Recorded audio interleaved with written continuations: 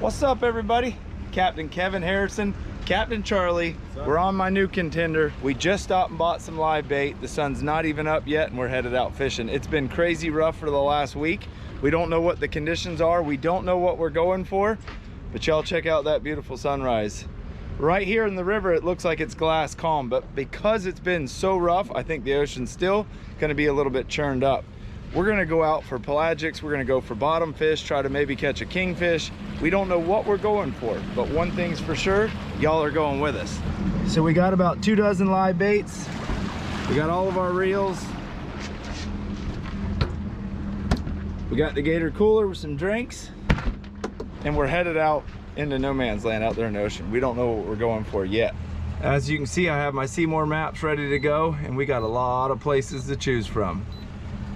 All right, so we just got out to our spot, and before we start fishing, I want to show you the importance of Seymour maps and how it helps us catch more fish and know where we're fishing at. So this is actually my north chip. As you can see right here, this is the borderline. From here up, it's a south chip. From here down, it's a north chip.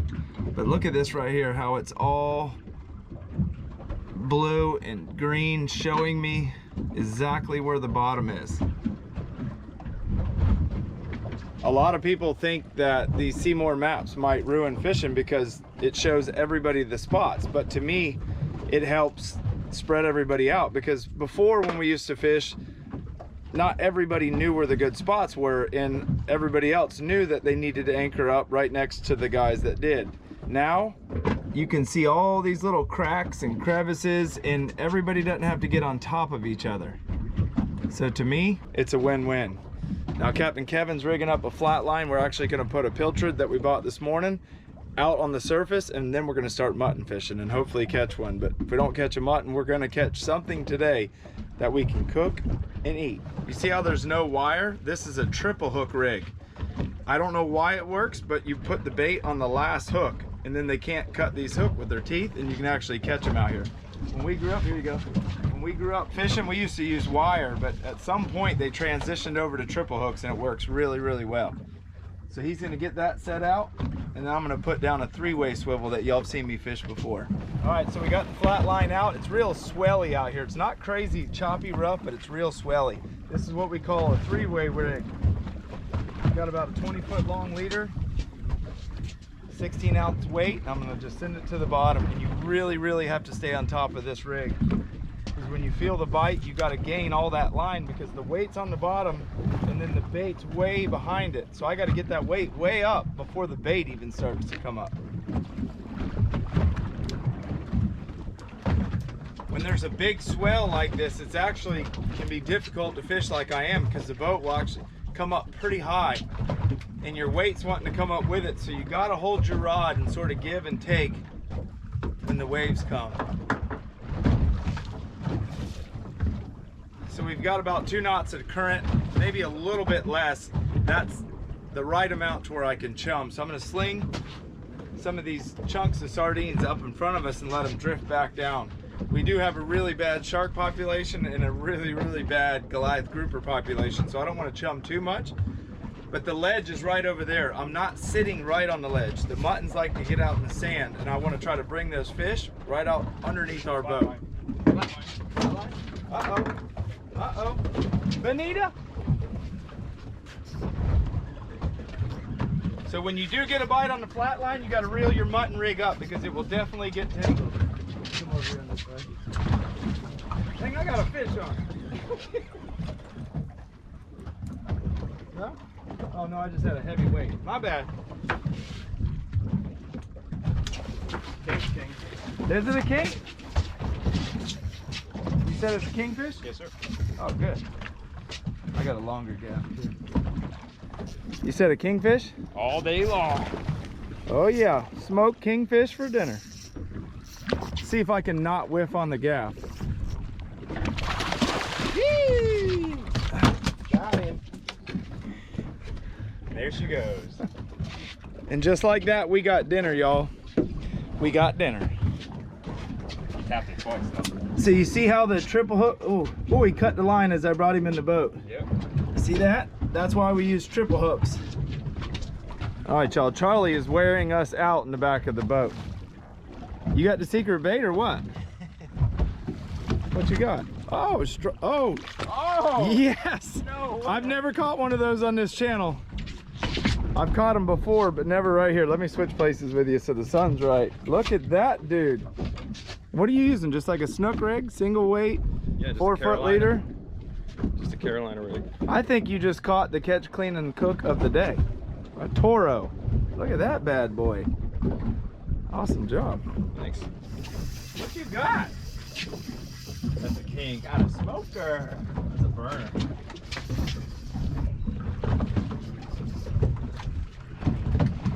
Hooked up again on the flat line. How you like that old salty rod? It is smooth as ever. I like them because they're powerful and long. You couldn't have brought him on the sunny side of the boat? Nope. Got one of the hooks pull off. Oh yeah, that's a good one. Oh, oh. 60-pound test leader, right? She's doing it. Doing good. Doozy.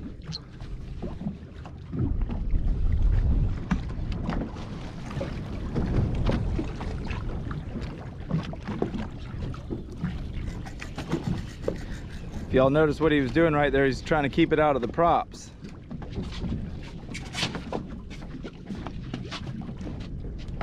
You want to grab this rod out of his way?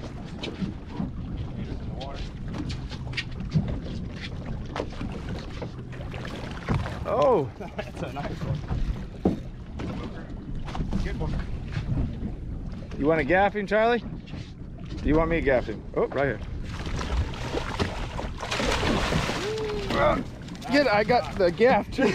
I had the gaff too far up the tip. That's a nice one there, boy. There you go. Nice gaff shot. Nice fish. Ate real good. Let's get him over in the sun where I can see him. Now you got my shadow in the way. Look at the teeth though. You do not want to get your hand hung up in there.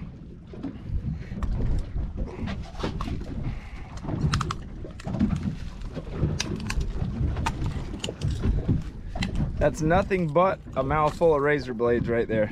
Sheesh. She held it. Hold your fish up, Cap. So do I get tips today? If you would like. Look at that beautiful fish. Nice fish. Nice one. We'll put him on the smoker. Going in the box. I haven't even showed him my new bean bags. You guys, these bean bags are the best thing since sliced bread too, by the way.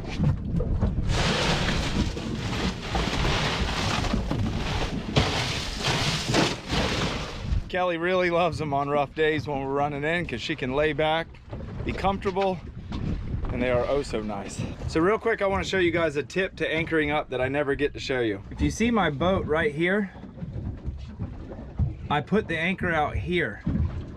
You see this line? This is actually the edge of the reef. Sand and sand. I want to be just off the reef in the sand to catch muttons.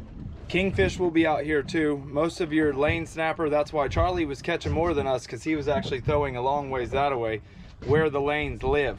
But out here in the sand is where the muttons sit, and that's what we're after. So anytime you have a spot and you're in current, here there's about a 2-knot current going to the north. Get way above the spot, drift across it once or twice so you see what your drift's doing, then set your anchor. Hooked up or what? Yeah.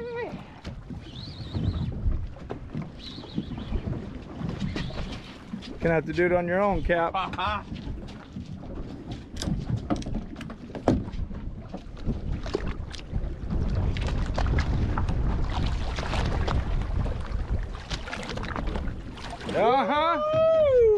That's what we're after. There you go, buddy. That's a keeper all On the day. grunt plug.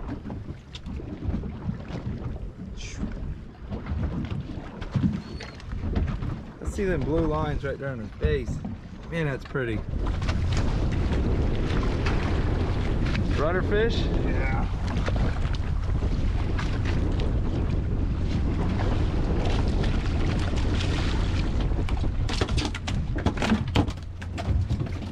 Infested.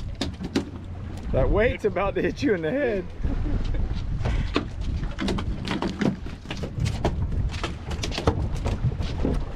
can't already tell the wind has picked up to like 20 miles an hour. I've got a chicken rig, 3 pieces of squid, and a 1-pound weight. We're in 127 foot of water. Charlie's been up here silently destroying the big giant lane snapper. I'm gonna see if I can't catch one too. Got a little teeny, I don't know, Daiwa reel, mags rod, 30-pound beyond braid. Current is ripping. We've moved offshore from where we were before. It's so nasty. Dang it.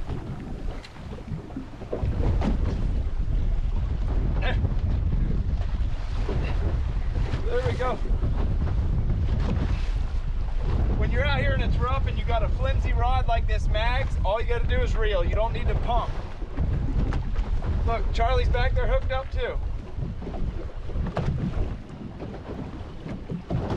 We already have a mess of fish for dinner, so we're winning. Oh my goodness. He catches big lanes and I caught a big old grunt. I got to drop down one more time for y'all. One more time. What'd you get? A grunt? Black sea bass. Oh, a sea bass. Yeah, we caught one of them earlier too. Let me grab one more piece of bait.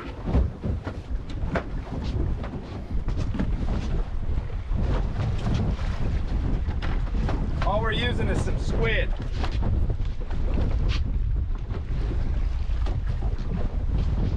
Just double hooking it. Wipe the squid juice on your shorts. This was a brand new shirt this morning. All right.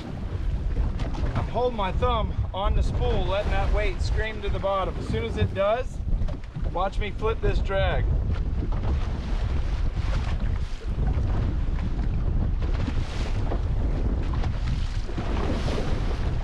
It's a long ways down.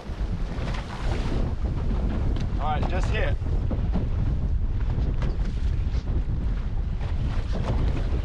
There you go. I think this is a snap.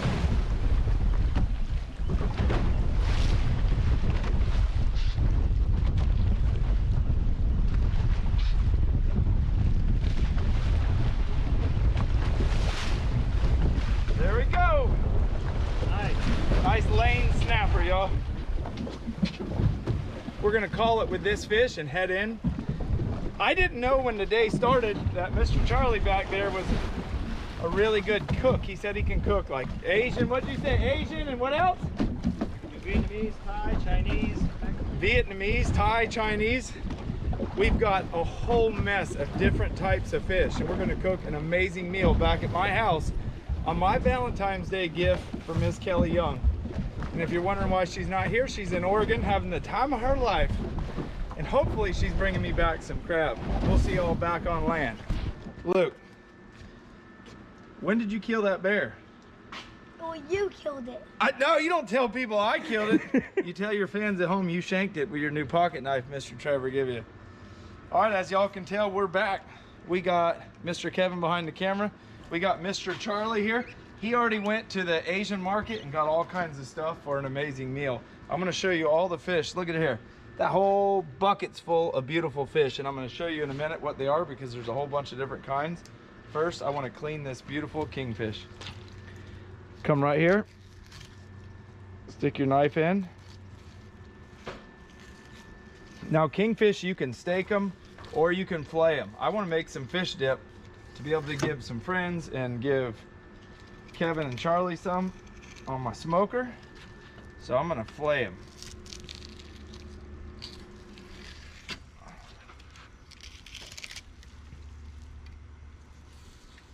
I'm glad we made the decision to buy that live bait this morning. It was a really good choice. Yeah. Now, when you are cleaning a kingfish, they can get bloody quick. You don't want to get that blood on the fillet. If you guys are looking for an awesome cleaning product, Starbright, dude, for real, like literally. I'm redoing my blackjack right now, my bay boat, and it was stained yellow like crazy. and I put their Starbright's hull cleaner on there, like instantly turned it white again. Look at that. You know that knife's sharp. Luke, you want to take this home? Wait, you're already home. Son, I can't believe you tried to tell our fans that I killed a bear.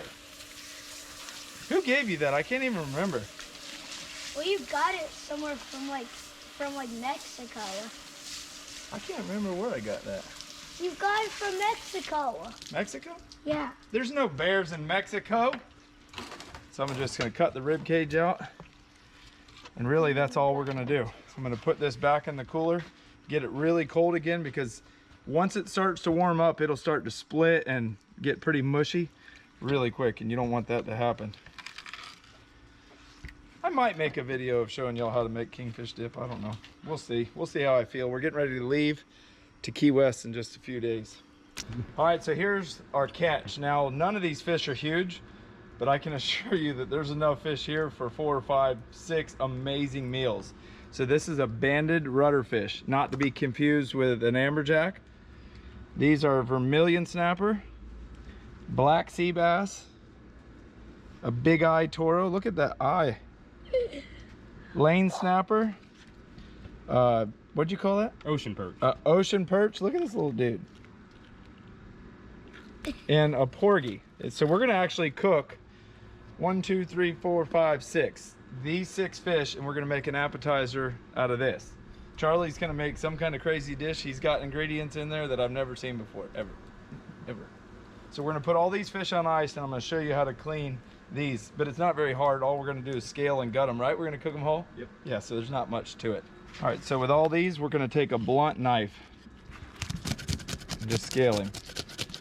We're gonna do all of them exactly the same.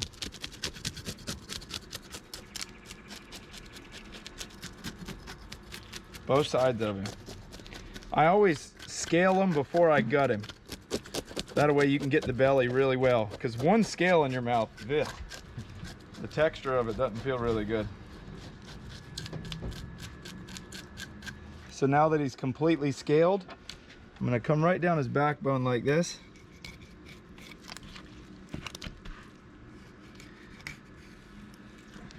Take your thumb like this.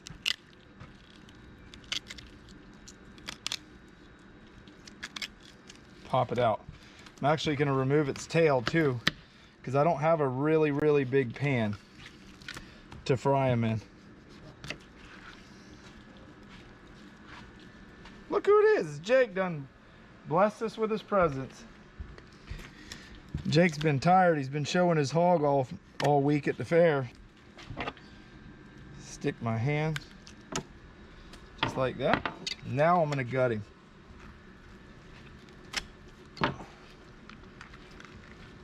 You notice I got my wire glove on, and now that I'm used to wearing it, I will not clean a fish if I can help it without it.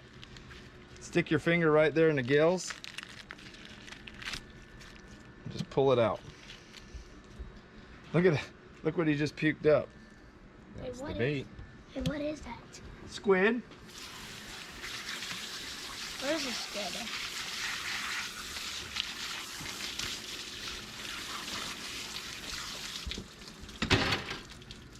So that's one perfectly cleaned vermilion snapper.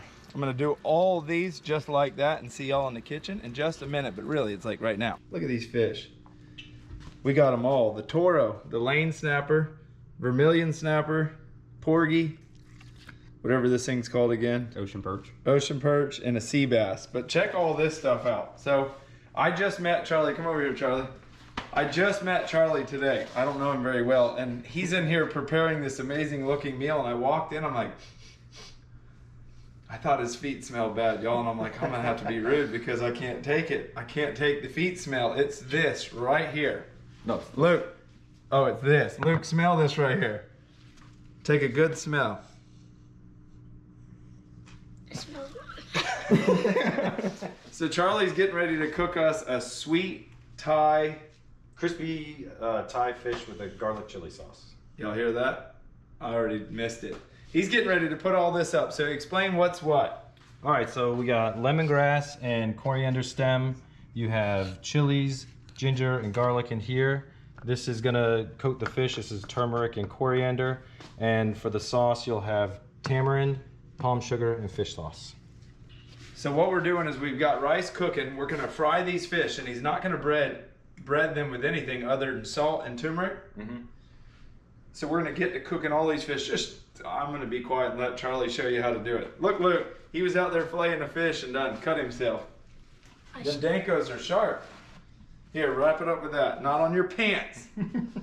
All right, so let's get to cooking this dish. What are we gonna do? All right, so the first thing you're gonna do is salt the fish really good. Get it in the crevices, rub it in there. Get it up in here, up in the gut. Let's just do one complete fish. Okay. And show them exactly what we're gonna do Rub with it in there, some pepper. Same thing on the other side. Get a little in here. Yeah, I tell you what, Kevin over here, Captain Kevin's holding the camera and getting all the great angles. Then you take a little bit of this coriander turmeric and sprinkle it on top. This is gonna give you a little bit extra crisp. Rub it in really good. Kelly loves all these kind of seasonings. Rub that in a little bit more.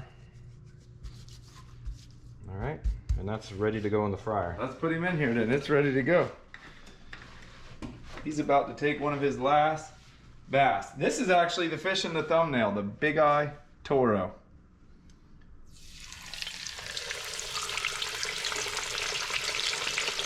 We want our grease right here at about 340 degrees. So while this fish is cooking, we're gonna do the same thing to all of these. You'll be able to see which one each one is, and then he's gonna show you how to make this amazing sauce and put this whole entire dish together. And I'm super excited, to be honest with you. I do love this type of food, but I have no clue how to make it. I wonder why they have such a big eyeball. They're not down deep, Right? no telling. Big fish. Or what's he say on Bad Boys 2? Oh, I can't say it, it's got bad word. So we're down to the last fish. We left the biggest one for last. This is the lane.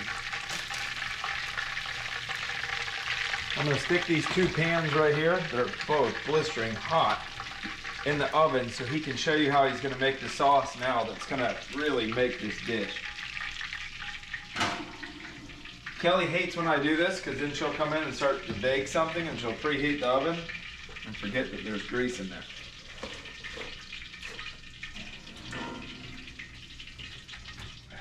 This is actually so nice. I was so happy today on the boat when he's like, bro, I cook. I'm like, good, you're about to cook tonight.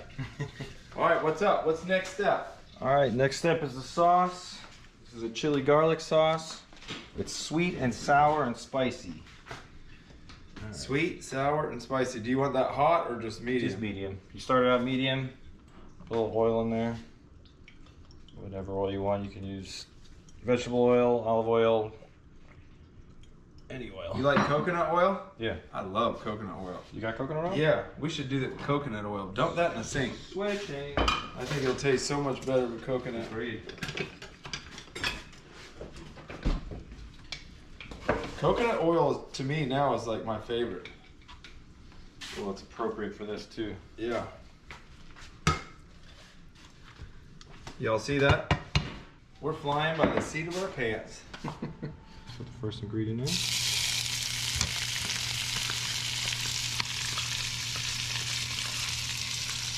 Alright. You want to keep stirring this so you don't burn the garlic. It only takes about a minute for that to start browning. Y'all leave a comment below if you want to see more videos of Charlie cooking dishes, because out on the boat he's like, I know all kinds. I think it's pretty neat. Or do you want to see me cook my old-fashioned Bluegabe, whatever you want to call what I cook? Golly, that smells good. Look at his eyeball, what the hell? Look at his little teeth. That is palm sugar. You can use regular sugar or palm sugar. Palm sugar is more traditional. It does take a little bit longer to mix in there. It's kind of hard because you can see it's almost solid.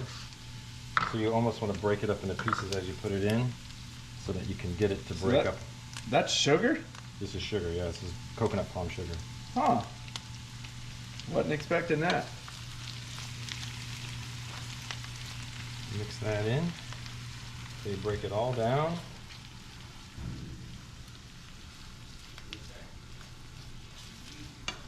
Now we're going to throw in our lemongrass and coriander. That smells good. Dude, that smells bomb. Like the bomb diggity. Now that you got that broken down, you're gonna throw in your tamarind paste. This is what gives it that sour. Tamarind is a tropical fruit. Grows in a lot of Asian countries like Thailand, India, South Now- Pacific. Be honest with me, is there any way we can do this without that foot smell and stuff? Nope. It's the most important ingredient. So as Gabe put it, the foot smell and stuff is this. This is fish sauce. This is what gives it that salty flavor. And once you got all that in there, you let it cook for a couple minutes. Then we'll throw a little water in there, and then we'll turn it up to high, and we'll simmer it after that and let it get really thick. That sugar is going to make it a thick viscosity, so it pours over that fish and sticks to it. Mm. Yeah, I definitely can smell the feet in there. Who taught you how to do this? I taught myself. I started eating a lot of Asian food when I was younger, and then got obsessed with it. I know it smells good. Well, it did smell good. It did smell really good. Now I ain't so sure about that. I'm about to starve. I know that. So we got some jasmine rice, right? Yes, sir. Oh, he's just putting water in now. Just a little bit. I'm gonna throw it up to high. Let that cook down for a minute. I just got some pepper. Y'all want to see Kelly's Valentine's Day gift? Look at this bad boy. Look at that. That's probably, well, I was going to say it was my most expensive reel I've ever bought until Kevin behind the camera got me to buy a reel the other day. I don't even want to talk about that. I don't even know if we filmed me using it today, though.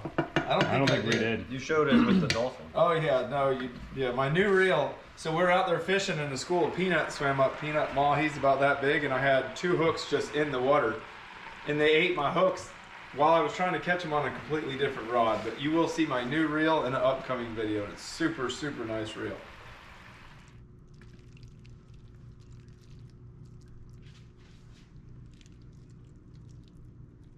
Look at that, I evenly did it perfectly. Nice work. I'm glad I could be to some assistance. So what do we do with the rice now? We're gonna eat it with our fingers? No, first we're gonna garnish it. A little bit of green onion. I've never understood the garnishing part. Just gives it a little bite. And some Thai basil. I got from the Asian market that Gabe said earlier. And then a little lime on the side. So the way you serve this, everybody gets a little bit of rice on their plate, and they take pieces off and then put it in the rice. And That's about to go down in just a second. Now, I already introduced Captain Kevin earlier, but we didn't do a ton of talking today while we were fishing. He's been behind the camera this entire cleaning and cooking process. Dang, you hungry, huh? Straight in. Dude, we haven't ate anything all day. I didn't eat. I had a Snickers bar, and I think that's about it. Some Longhorn Straight. Dude, let me, I gotta say the blessing. Y'all good with that? Yeah, definitely. Dear God, thank you for this day. Thank you for all this amazing fish and the new friendship I have with Kevin and Charlie and this amazing meal. Thank you for dying on the cross to forgive us of our sins. Amen. Amen. Now the heck with all this talking. I'm fixing to try this lane snapper. I'm going straight for the porgy. Look at that. We don't have a camera guy. Kelly's on vacation, I guess you'd say it. Oh my goodness, that's spicy. Y'all check it out. Holy cow, I barely even touched anything. My mouth's on fire. Mmm. What'd you think? You did it. Yeah. That's really good. Now, if any of y'all are interested in fishing here in the Stewart area, Kevin here has a charter business and he fishes and does what we did today for a living. And I'll have his information in the link in the description below. What's your charter business name? Harrison's Chew Charters. Harris's what? Harrison's Chew Charters. Chew? Chew, Like- like fish are chewing. What kind of chew? Like Longhorn or Like you're Copenhagen? chewing your gum. I'll have it right here. Check him out. He's a super good guy. He's friends with another buddy of ours, Salty Days, who's another charter guy who helps me out a lot too.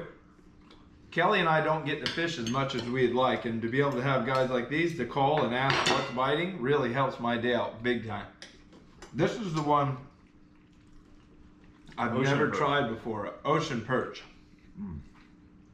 Oh man. Man, that's good. You guys, Charlie knocked this one out of the park. One thing I will say, when you're here in Stewart, really anywhere on the east coast of Florida, and pretty much in any body of water, anything you catch is edible if you cook it fresh and right. Wouldn't y'all say? I don't know of anything that's out there that's not edible. It's funny, we stopped and caught some grunts for bait on a chicken rig, which is what you see me use all the time. And they're actually really good. And here we are turning them loose when we're done with them because we don't eat them. But if you do eat them, they're amazing. To us, they're just bait though. Oh my goodness. You outdid yourself there, buddy. That's exactly This what I is thought. serious. Like no kidding, y'all. If you better pay attention and rewatch this video and try this recipe because it is outstanding. Whoa. Thank you, sir. I'll take all of that. You're the one that told us to turn the other ones loose. We get that one. That one's like butter. Where's the Toro? Right here. Right here. So Kevin said that this Toro tastes like crab to him. Look at that. Big old just chunks of beautiful meat.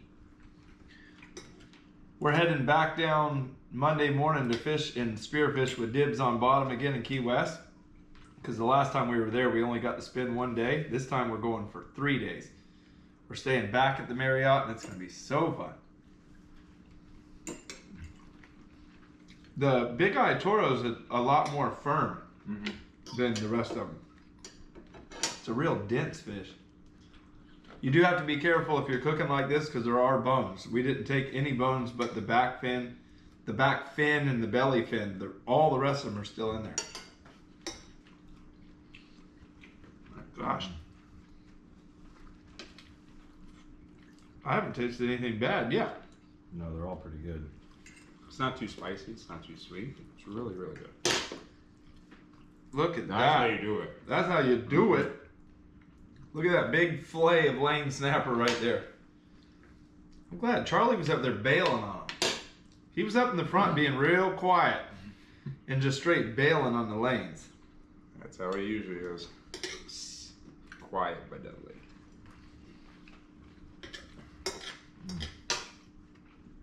This is one meal I guarantee you Kelly wished she was here for. She loves this style of cooking. Oh man. Y'all, thanks for watching. Thanks for subscribing. Thanks for all the positive comments.